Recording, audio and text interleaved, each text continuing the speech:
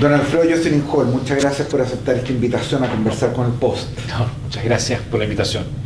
Historiador. No suele ocurrir que uno tenga un programa largo de conversación. Así es. Una de las gracias de Internet, pues no hay la premura de la televisión, aunque el público sea menos, la oportunidad también es más interesante. Sí. Decía historiador, profesor universitario, columnista a La Tercera, panelista de un programa que todos escuchamos, de Radio Cero. Sin miedo a equivocarme, probablemente la manifestación de hace una semana atrás fue la más grande que se ha verificado en número de personas desde que se instaló la concertación en el gobierno, desde que se recuperó la democracia con todas sus imperfecciones. ¿Qué es lo que hay detrás de ese movimiento? Porque yo te confieso que cuando escucho el petitorio de los alumnos, a ratos me pierdo. Porque más allá de que tengo... Pero seguramente ellos están perdidos. En gran estima el movimiento estudiantil, y creo que en la historia de Chile, y todo esto nos podría ilustrar con varios ejemplos, ha cumplido roles muy significativos. Sin embargo, la amplitud, pero lo contradictorio de algunas de sus peticiones dan cuenta de un movimiento en formación, poco consolidado, algo asimétrico, muy horizontal, donde los liderazgos son más bien tenues, no necesariamente consolidados. ¿Cómo lo ves desde la perspectiva de alguien que ha dedicado buena parte de su vida a la universidad?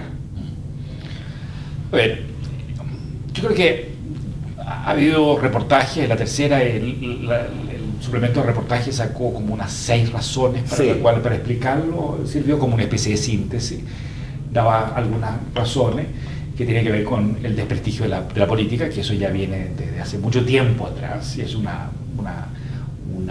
constante en todo el siglo XX, además, y eso culminó también en la dictadura militar, y no obstante que la dictadura militar también tuvo un discurso antipolítico, se ha ido prolongando en el tiempo, y que tenía ciertas connotaciones como, por ejemplo, la decreciente participación de jóvenes y de inscripción. Por eso que el tema de la inscripción no era tan importante, la abstención, que era creciente.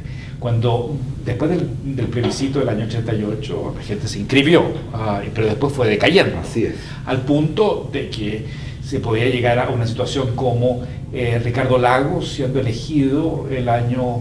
¿Cuánto fue? ¿El año 2000? El año 2000. Segunda vuelta. En segunda vuelta. Así es. En una muy reñida primera y segunda vuelta. Primera menos de un voto por mesa. Exactamente, una cosa increíble. Pero que si uno calculaba el número de personas que votaron por Lagos versus las personas que votaron por Lavín en ese momento, más las personas que pudiendo inscribirse no se inscribieron, más las personas que se abstuvieron, que estaban inscritas, más las personas que votaban blanco y blanco o nulo, tengo entendido que Ricardo Lagos ganó la presidencia con el 30% de ese universo total. Entonces había un desprestigio de eso. La argumentación, había también la transición que se hizo después del año 90, se hizo sobre la base de la desmovilización. Sin duda. También, eso es un factor muy importante. Los años 80 es de una gran participación, no obstante estábamos en dictadura. Había prensa, había... la sociedad civil se reunió nuevamente, se organizaron, se volvieron a fundar los partidos políticos, y eso decayó durante 10 años. Ese es un factor. También tiene que ver con el hecho de que han ido ascendiendo otros grupos sociales que hay un cierto empoderamiento y hay una especie de dinámica más democratizante, más democrática versus una crítica al poder, y esto lo estamos viendo, ¿no es cierto?, con respecto a la crítica a la iglesia, una iglesia que en los últimos 20 años ha gozado de un prestigio y de un poder extraordinario, como pocas veces en el mundo. Pocas veces, y con mucho prestigio, porque venía de un prestigio ganado durante la dictadura, porque había apostado correctamente por la línea de defensa de los derechos humanos. La izquierda, que es más bien laica, le debía más que favor, apoyo que recibieron. La iglesia fue uno de los lugares donde apoyaban y se podían cobijar personas de izquierda durante la dictadura. Y la iglesia durante los últimos 20 años ha tenido un poder de veto en algunos temas, pero eso ha ido decayendo también. Pero también hay un discurso democratizante y anti-elite, que es muy, muy fuerte. Política y económica. Política y económica. Y es curioso porque hay una especie de contradicción, porque es un discurso que parte de miembros de la misma élite, es decir, un discurso de columnistas, partícipes de esa élite que hacen una crítica a la élite, es una cosa muy rara, pero también eso está en juego. Hay otro factor que se ha mencionado también, son las redes sociales, los cambios en la tecnología y cierto uso y pauteo de esas tecnologías, ¿no es cierto?, afuera, y particularmente en este último año, donde hemos visto, como se llama, en el norte de África, en Egipto y en otros lugares, ¿no es cierto?, donde se han utilizado, y también que estarían detrás de situaciones como la de España, en los indignados, en que se junta ahí un escenario, ¿no es cierto?, muy particular, que tú lo conoces mucho mejor, porque estuviste ahí, viviste y estudiaste en España, ¿no es cierto?, de la crisis económica, a un desempleo altísimo. Y entonces hay unas movilizaciones que convocan y se convocan con este mecanismo de las redes sociales, Twitter, Facebook, que parecen operar en forma espontánea y no pareciera estar siendo dirigida. Es un clamor de la calle, pero también un clamor de las vías Twitter, vía Facebook y demás. Lo cual no se compatibiliza con... Es complicado llevar esa comparación con la situación chilena, porque Chile no tiene el mismo escenario. La economía está muy bien, lo hace mucho tiempo, y además ha pegado un empujón nuevamente, y por lo tanto hemos estado en situaciones mucho más críticas económicamente, y sin embargo no se daban esos fenómenos, y ahora sí se da esos fenómenos, pero en un escenario positivo económicamente, y que parece tener muy desconcertado al gobierno. También está el factor del gobierno, ¿no es cierto? ¿Cuál es la naturaleza de este gobierno? Hay 4 gobiernos de la concertación, 20 años de una coalición que gobernó, sin perjuicio que yo creo que esa era algo más que una concertación que gobernaba, porque había una consensualidad durante estos 20 años partícipe, y hay un relevo de parte de un gobierno que es muy peculiar, porque algunos han considerado que es como el 5º gobierno de la concertación, otros han dicho que es un gobierno como de bisagra, y que ahora vendrían gobiernos de la derecha. El personaje de Piñera es un personaje que causa recelo al interior del mundo tradicional de derecha. A su vez, el mundo de la derecha empresarial se sintió bastante cómodo durante largos años con la concertación. Metían plata para las elecciones. Los banqueros decían que amaban a Ricardo Lagos. Ese escenario, ¿no es cierto?, que complejiza enormemente. Entonces, pero eso sin perjuicio que se ha dado la explicación que este sería un país de centro izquierda, y no toleraría que alguien de la centro derecha viniera a gobernar, y entonces por lo tanto las movilizaciones, es decir, por las mismas causas se podrían haber movilizado en contra de la señora Bachelet, pero no lo hicieron, pero sí lo hacen con Sebastián Piñera. Es la tesis de Tironi. Esa es una tesis, claro, de Tironi. De que la concertación operó como una suerte de tapón respecto a la movilización social. Hay otras explicaciones que se han dado. Escuché una explicación una defensa de las movilizaciones, una explicación bastante lúcida de Gabriel Salazar, historiador, a quien ha trabajado los movimientos sociales. Además, yo lo estimo mucho, nos toca participar mucho en esa redonda, y él plantea de que aquí habría un movimiento ciudadano, fundamentalmente, un movimiento ciudadano que se plantea en términos de soberanía en un contexto de crisis de la representación. Y por lo tanto esta soberanía estaría por sobre la ley, y por lo tanto derivaría en la calle. Sin embargo, en la calle emplean medios que son propios de viejas prácticas de movimientos de masa. De acuerdo. Es decir, la marcha. La asamblea. Y que esto, no, claro, a final de cuentas este movimiento ciudadano, si prosperara, tendría que terminar en una asamblea constituyente. Lo cual, y eso lo que genera, yo creo, hacía referencia al tipo de petitorios que hacen algunos. Entonces, está Ahora, las formas como se marcha, ¿no es cierto?, tiene características como de carnaval, no son las mismas marchas clásicas, ¿no es cierto?, como de la toma de Yarur, ¿no es cierto?, durante la Unidad Popular, con ese lienzo extraordinario. Este podrá ser una mierda de gobierno, pero es mi gobierno, ¿no es cierto?, con casco, con lanza, ¿no es cierto?, caminando por la Alameda, el mismo lugar donde tradicionalmente se han hecho estas marchas, sino que no se visten, se visten, se travestizan, porque ese es otro elemento, no es solamente de orden estudiantil, sino que hemos visto que tiene que ver con el tema de hidroescena, el tema ecológico. Hay marchas que dicen relación con el tema de las minorías sexuales, etcétera, etcétera, etcétera. Hay un factor ahí en todo esto que es una invocación de la igualdad. Sí, te voy a preguntar respecto de eso. La igualdad es un común denominador en casi todas. Y ese tema de la igualdad dice relación con género, dice relación con el empoderamiento de grupos ciudadanos, en parte.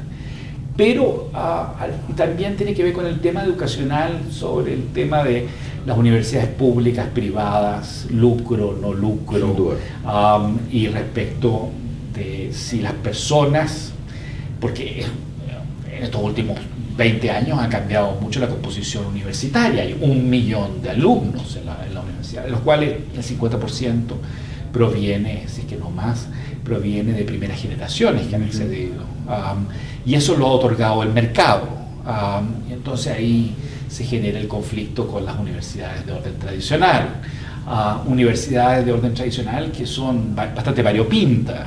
Por un lado uno tiene la UTEM, o universidades regionales públicas, y por otro lado tiene una universidad tan tradicional, ¿no es cierto?, y de peso, y que hace investigación y es muy pluralista, como la Universidad de Chile.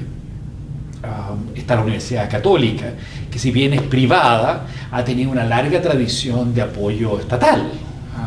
Al final de cuentas tiene que ver con el financiamiento de las universidades, y el financiamiento estatal de las universidades. Eso es bastante complicado.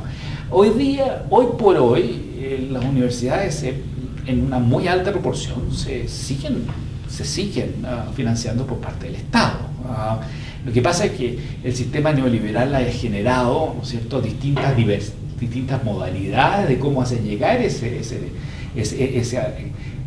apoyo fiscal, a veces por vía directa, aunque en forma decreciente para las universidades públicas, como la Universidad de Chile, hoy día es 10%, y ha ido decreciendo bajo los gobiernos de la concertación. Pero por vías indirectas, como el AFI, y también por las platas que se entregan por investigación. Fondos concursables y otro. Exactamente, concursable y otro, genera genera ese escenario de privatización al interior de instituciones públicas.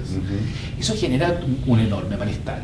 Al final de cuentas también está ese otro factor general, que es la crítica al neoliberalismo y al modelo.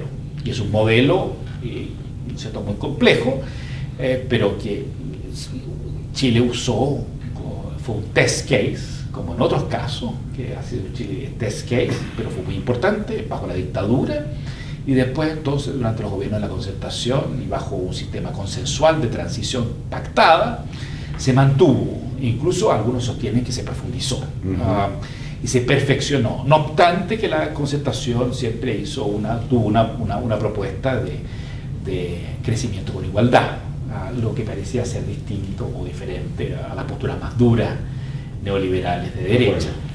Entonces son tantos los múltiples. Ahora, cuando hay demasiados diagnósticos y tan diferentes, eso paraliza. Claro, porque no se logra entender, pero razones hay múltiples. Ahora, sin embargo, cuando te escucho, y con excepción de algunas más bien de carácter procedimental o táctico, como tiene que ver con las nuevas tecnologías, las formas de comunicación, que sigo creyendo incluso que hay cuestiones de fondo y no solo de forma en ese tipo de ámbito, si uno tuviera que resumir todo lo que acabas de expresar, uno podría, creo yo, decirlo, que el malestar al final del día es contra el poder, contra su forma de uso, contra su desigual distribución, en un contexto donde quizás el elemento más jodido tiene que ver con la crisis de las estructuras de representación política. Sí. Porque lo que uno ve es que no hay capacidad de conducir este proceso. Es porque en la calle y no los partidos políticos. De acuerdo, y esta consigna del pueblo unido, marcha sin partidos, en fin, da cuenta de algo que es bastante peligroso. Peligroso no lo digo en el sentido peyorativo de la palabra, sino más bien de que estamos poco acostumbrados. Así es. No hay hoy día, o no se vislumbra un liderazgo, un proceso de conversación, al final del día una estructura de canalización de esta conversación que pueda llevar a algún acuerdo. ¿Cómo se sale?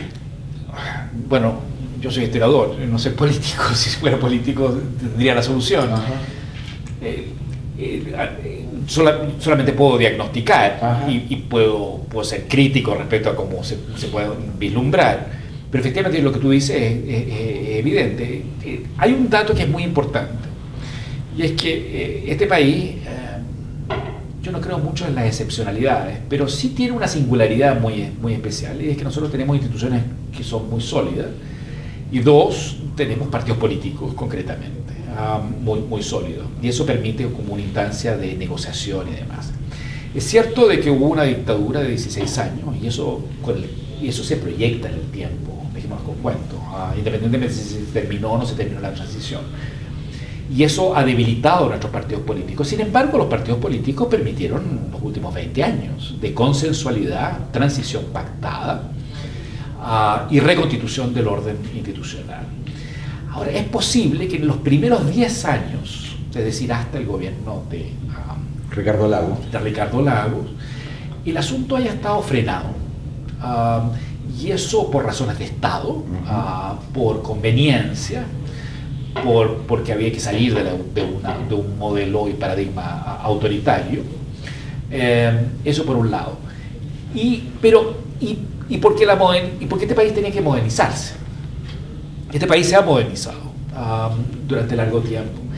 Y quizás también este malestar es producto, sería connatural a todo proceso, como se llama, modernización. Aquí esto lo dice gente como Freud y otros que han tratado el tema a nivel cultural. Así es.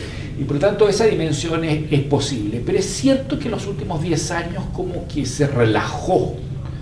Y ahí podría estar indicando que efectivamente el pacto se terminó. Es posible también que eso coincida con el desprestigio de las instituciones y se tenga que abrir a otras instancias. Y entonces ahí el afán de empoderamiento, la crítica a las instituciones y a las instancias de poder, a las élites, y un afán de orden democrático es mayor. Y ciertamente una persona como Michelle Bachelet puede estar representando, simbolizando esa horizontalidad. Sin duda. Eso por un lado. Además, su relación con los partidos era curiosa. No era lo mismo que con Lagos o con Frey o para qué decir, con Elwin. Ahí hay un giro. También está el caso de Sebastián Piñera, que también es un personaje también curioso, un empresario con ciertos referentes políticos tradicionales. Él viene de una familia demócrata cristiana, pero una democracia cristiana que es el partido central en todo esto y que en el último tiempo ha perdido un millón de votos, un poquito más desde el año 90 a la fecha. Exactamente, eso es un tema, un punto bien puntual. ¿Qué pasó con esos 1 millón de votos? Están en la UDI básicamente. Imagínate, están en la UDI y permiten, como se llama, una persona como Sebastián Piñera, que no es el clásico personaje de la derecha, pero sí es es la tipificación del modelo empresario exitoso que si bien eso era un modelo de la dictadura, pasó a ser un modelo también de la concertación. Entonces, y con una actitud de crear una alternativa. Y por lo tanto, después de 20 años de exitosa trayectoria política y ciertamente notable trayectoria electoral por parte de la concertación, se da vuelta el asunto.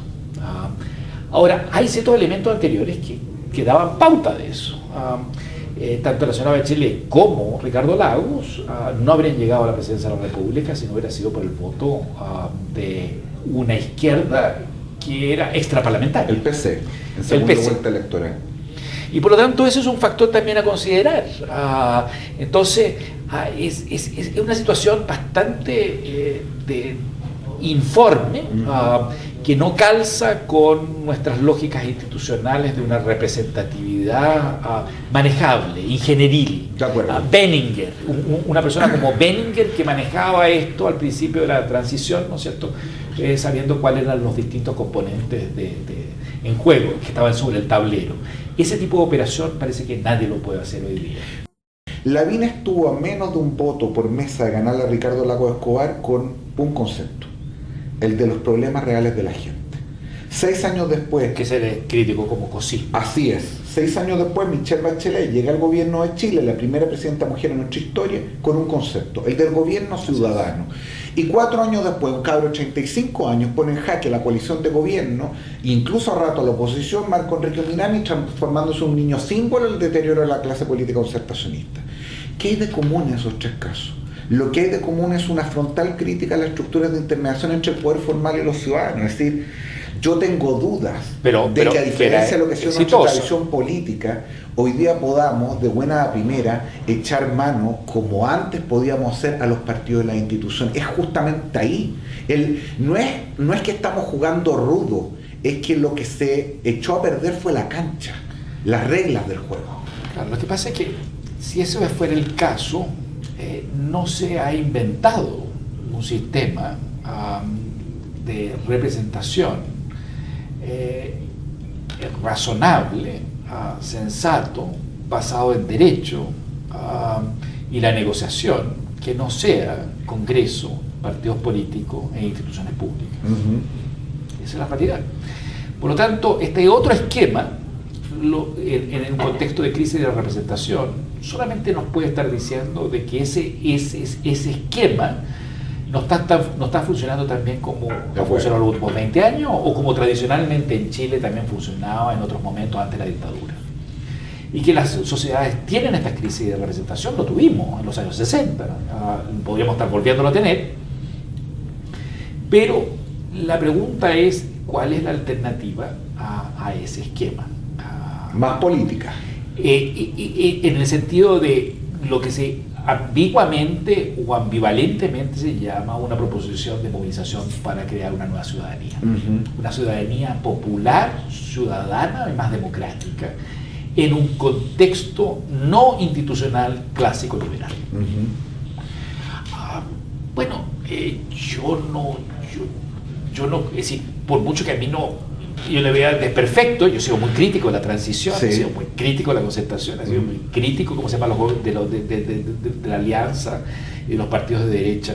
Yo debería escribir un libro, se tituló El Chile Perplejo, en que tocaba muchos de estos elementos para los primeros 10 años de avanzar sin transar sin parar, y muy crítico de todo eso. Sin embargo, me parece que no hay una oferta por esa otra vía, salvo el moverse. El lugar, el espacio físico, la calle, o la demanda de corrección de una injusticia anterior, que se moldee. Entonces, que uno le diga cómo se llama, deberíamos tener una asamblea constituyente. Bueno, pero hay como historiador, es decir, es posible pensar de que sea un escenario que las demandas populares lleven a crear la posibilidad de una nueva constitución. Yo he sido muy crítico de la constitución, apoyo todas las críticas que se hacen a la constitución. La pregunta es cómo lo hacemos.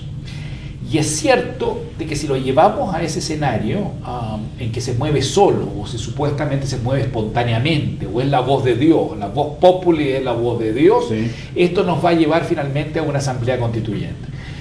En otros momentos históricos que eso ha ocurrido, viene el golpe duro, porque es un escenario en que la institucionalidad no funciona, se genera el escenario sin dirección, pero sí con mucha demanda, y entramos a un escenario, por un lado, populista, populista fascista,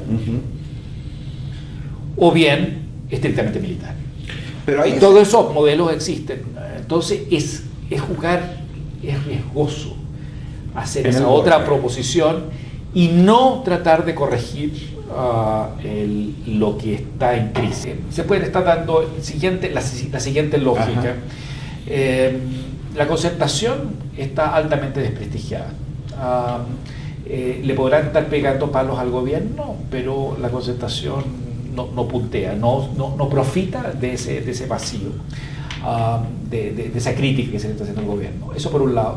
Segundo lugar, y creo que es un tema muy específico, y si uno hablara con el mundo político real, no así más teórico, histórico, de análisis, que en la cual yo pertenezco, uno le podría decir cosas como la siguiente: pero no es raro lo que está ocurriendo, porque este es un año en que no hay elecciones, por lo tanto nadie pierde en esto, y por lo tanto se va a generar, ¿cómo se llaman estas movilizaciones? Y estas movilizaciones pueden esfumarse tan espontáneamente o tan sorprendentemente como en su momento se crearon. Y por lo tanto esto es como los tacos. Entonces, ¿cómo se llama esto? Hay un taco en la Alameda en este momento, pero es cuestión de tener un poquito de paciencia y se va a despejar. Y entonces la gente se va a cansar. Y yo creo que hay una apuesta de eso, que los problemas se resuelven solos. Y se resuelven solos porque la proposición del gobierno es de que ellos están por hacer una mejor gestión. Simplemente basta con gestionar. Y donde habría realmente perdido, al final de cuentas, la concertación es que gestionaron mal. Pero ellos van a gestionar bien. Y por lo tanto hay que tener paciencia. Y hay que esperar otros años cuando realmente ahí estemos hablando en números. Si estas movilizaciones le cuestan votos a los partidos de la oposición o a los partidos de gobierno, ahí se van a poner en serio a sentarse a tratar de resolver. Esa es la solución. Ahora, las malas encuestas no son un anticipo de eso.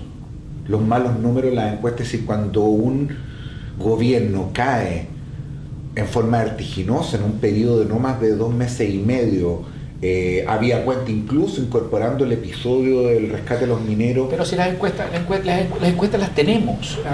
El problema no son es el análisis que hacemos de las encuestas.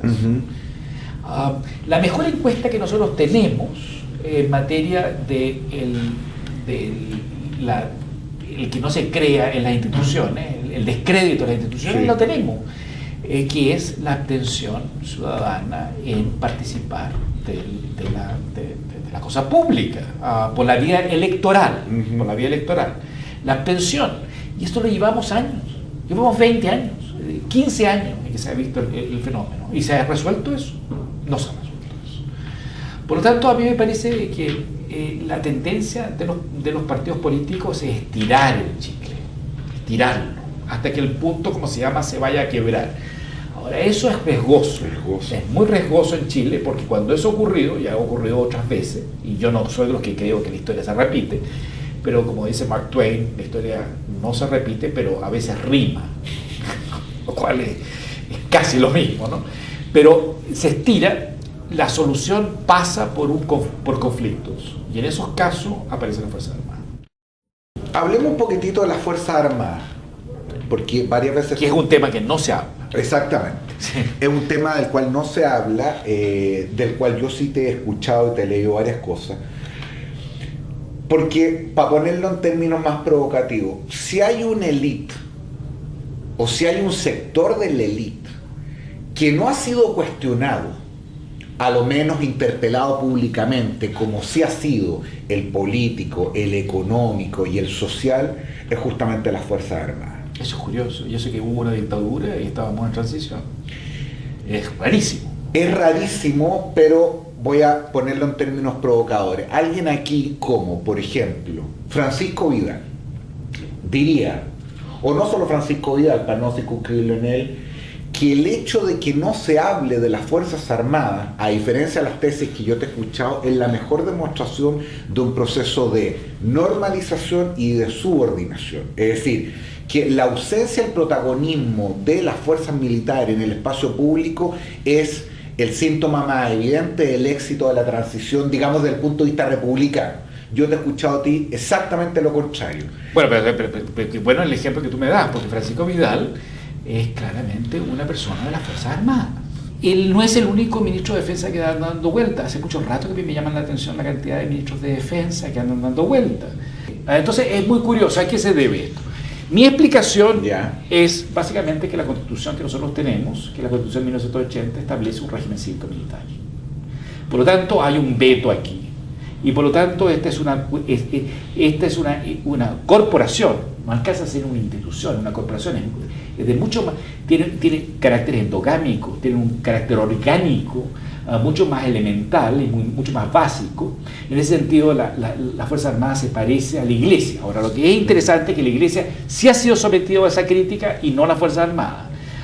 Y eso que sabemos, la Fuerza Armada, en el contexto de una transición pactada, se les permitió muchas cosas. ¿En qué medida está el poder militar detrás de las candidaturas o de este tipo de opciones? En consideración, por ejemplo, que el señor Alamán va a pasar a la historia probablemente como el ministro de Defensa que modificó las estructuras de financiamiento de la Fuerza Armada. No sería evidente, por cierto. Y también es cierto que la señora Bachelet, como se llama, tiene su padre, como se llama, murió y probablemente fue incluso asesinado por su propia gente. Cuestión que es muy propio de las Fuerzas Armadas chilenas, por eso no son serias.